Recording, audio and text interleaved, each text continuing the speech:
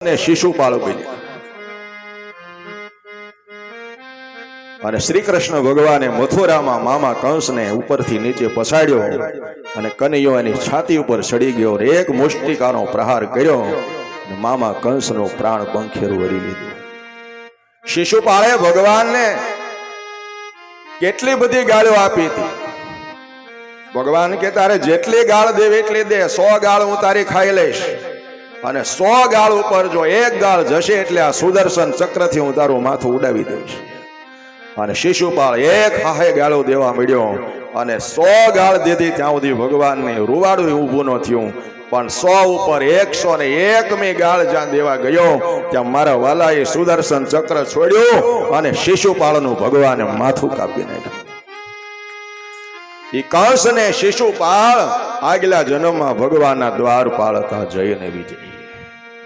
એ સતયુગની અંદર હિરણ્યકશુપુને હિરણાક્ષ નામના રાક્ષસ બનીને આવ્યા.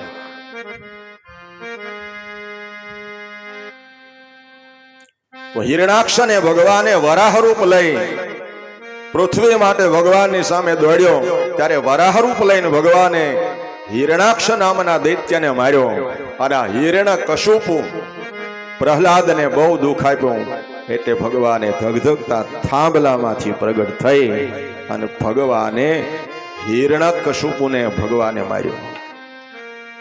પરીક્ષિત મહારાજ સુખદેવજી મહારાજને કહે છે, હે ભગવાન મને આ હિરણ્યકશુપુની કથા મને સંભળાવો. આ રાક્ષસો છે એ અદિતિના પુત્ર છે, દેવતાઓ છે માતા દિતિના પુત્ર છે, પિતા એક જ છે કશ્યપ ઋષિ. કશ્યપ ઋષિના સંતાનો. એકવાર હિરણ્યકશુપુ પોતાના ભાઈનો વેર લેવા માટે નવા નવા યુક્તિઓ શોધી રહ્યો છે કે મારા સગા ભાઈને વિષ્ણુએ વરાહ રૂપ લઈ જળમાં માર્યો, મારા ભાઈનો વેર ન વાળો ત્યાં સુધી મારા આત્માને શાંતિ નહીં મળે. વિચાર કરે છે કે વિષ્ણુની સામે લડવા માટે, વિષ્ણુને મારવા માટે મારે શું કરવું જોઈએ.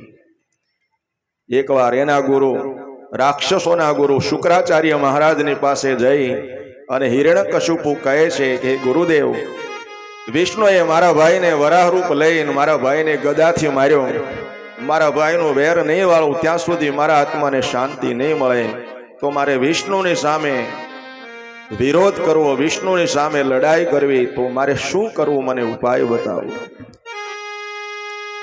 દાનવોના ગુરુ શુક્રાચાર્ય મહારાજ હિરણ્યકશુપુને કહે છે કે હિરણ્યકશુપુ, વિષ્ણુ સાથે વેર બાંધવું રહેવા દો. વિષ્ણુને કોઈ નહીં પહોંચી વળે તો કે નહીં, મારે વિષ્ણુની સામે વેર વાળવું છે, મને ઉપાય બતાવો. તો રાક્ષસોના ગુરુ શુક્રાચાર્ય મહારાજે કીધું તો બ્રહ્માજીને પ્રસન્ન કરવા પડે. તો બ્રહ્માજીને પ્રસન્ન કર અને બ્રહ્માજી તને અભય વરદાન આપે, તારું મૃત્યુ ન થાય, કોઈના હાથે તું ન મરે, એવું જો વરદાન બ્રહ્માજી આપે તો તું વિષ્ણુની સામે લડાઈ કરી શકે. બ્રહ્માજીને પ્રસન્ન કરવાનો મને કોઈ મહામંત્ર આપો. શુક્રાચાર્ય મહારાજે બ્રહ્માને પ્રસન્ન કરવાનો મંત્ર આપ્યો અને ત્યાંથી હિરણ્યકશુપુ ઘરે આવે છે. હિરણ્યકશુપુના પત્નીનું નામ છે કયાધુ.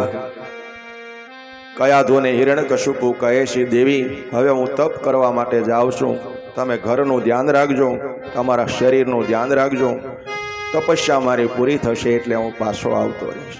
તો કે સ્વામીનાથ, હવે તમારે તપ કરવાની ક્યાં જરૂર છે, કેટલું પ્રભુએ આપણને આપ્યું છે, ઘરે બેઠા બેઠા ભજન કરો. તો કે નહીં, મારે વિષ્ણુની હારે વેર વાળવું છે, પણ વિષ્ણુને જીતવા માટે પહેલા મારે બ્રહ્મા પાસે વરદાન માગવું છે કે હું કોઈના હાથે ન મરું, પછી હું વિષ્ણુ સાથે યુદ્ધ કરવા જાઉં.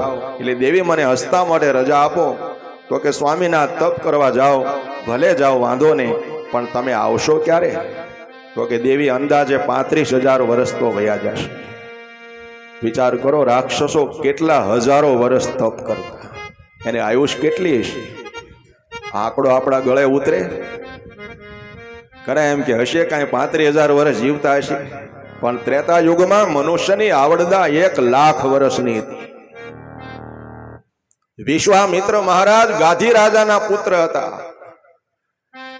એક ક્ષત્રિય હતા, પણ એને પરમાત્માને પામવા માટે ગાધી રાજાએ એ વિશ્વામિત્રએ રામના ગુરુ વશિષ્ઠ મુનિ એના પત્ની અરુધંતી એ વશિષ્ઠ મહારાજના 100 દીકરાઓની હત્યા કરી નાખી હતી વિશ્વામિત્રએ. પાપનો ભાર ઓછો કરવા માટે, બ્રહ્મ હત્યામાંથી મુક્ત થવા માટે એને એમ થયું કે હું ક્ષત્રિયનું સંતાન છું, મારે બ્રાહ્મણ બનવું જોઈએ ભગવાનને પામવું હોય તો.